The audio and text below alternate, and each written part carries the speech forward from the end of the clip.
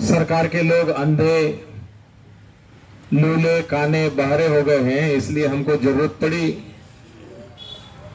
कि हम काली पट्टी बांध करके एक तो उनको दिखाएं कि भाई तुम लोग हमारे पर ध्यान ही नहीं दे रहे हो। क्या हम लोगों को इसी तरह से कब तक के बैठना पड़ेगा? कोई न्याय के बारे में कोई आकर के चर्चा करे, इसी के लिए हम लोगों ने काली पट्टी बांधी हुई है। आप लोग दिन है, कोई प्रतिनिधि आ नहीं रहा है सरकार की तरफ से आपसे मिलने।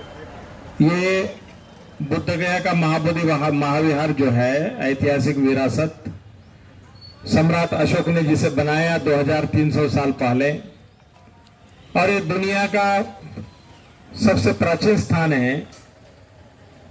जितने भी धर्म, मजहब, संप्रदाय है उसमें बुद्ध का धम्म सबसे प्राचीन है।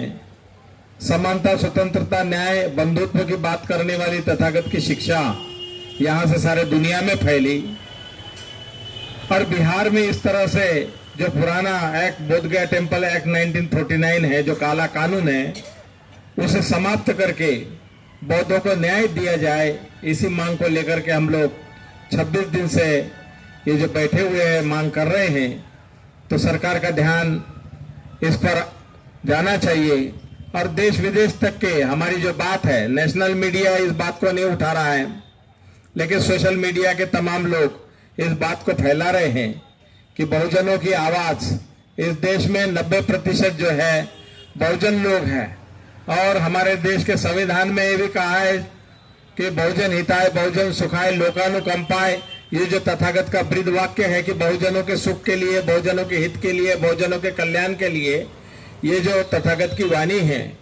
तो महाबोधि महाविहार ये बहुत बड़ा एक स्थान जहां से तथागत का संदेश गया हुआ है, वो स्थान जो है वो आजाद नहीं है, उसे आजादी दिलानी है, उसे मुक्ति दिलानी है। वहां पर आने वाले लोगों को अभी इतना हो हल्ला होता है 100 मीटर के दायरे में कि बाजे बजते हैं, नगाड़े बजते हैं। तो लोग जो बाहर देशों से आते हैं, ध्यान करने के लिए आते हैं, शांति पाना चाहते हैं, वहां शांति नाम की चीज नहीं है। तो जो वहां का जो वातावरण है दूषित हो चुका है और बहुत कलुषित हो चुका है, वहां पर शांति की आवश्यकता है, मैनेजमेंट बहुत अच्छा करने की जरूरत है। तो इसलिए पुराना कानून जब तक के रहेगा तब तक के बुद्ध गया में शांति नाम की चीज नहीं है। इसलिए हम लोग चाहते हैं कि वो पुराना कानून खत्म हो जाए और बौद्धों को न्याय मिले, जो कि बौद्ध उसके माने बौद्धों का मौलिक अधिकार है।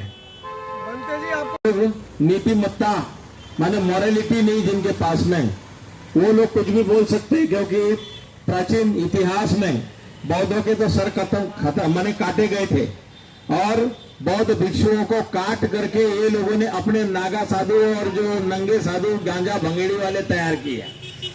लेकिन भारत का संविधान जो है वो सभी को न्याय देने की बात करता है। आर्टिकल 25 से लगाकर 30 तक के जो है, हम अपने धर्म का प्रचार प्रसार करना है, उसकी हिफाजत करना है, उसे आगे बढ़ाना है। जो मौलिक अधिकार हमारे हैं उन अधिकारों की हम बात कर रहे हैं कि संविधान ने जो मौलिक अधिकार दिए हैं, तो हम भारत के नागरिक हैं इस देश के।